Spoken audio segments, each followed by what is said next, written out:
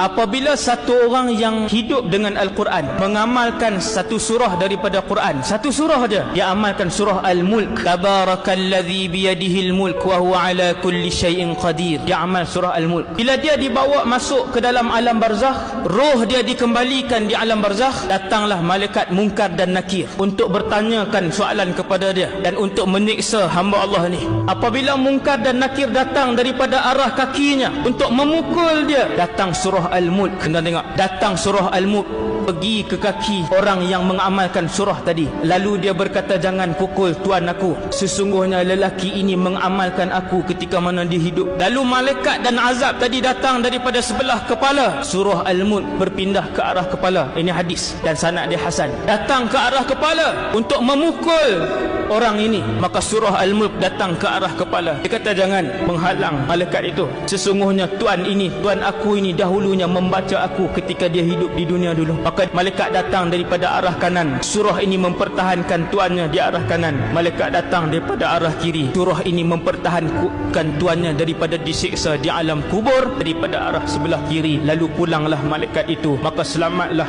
tuan yang menghidupkan surah Al-Mulk di dalam kehidupannya.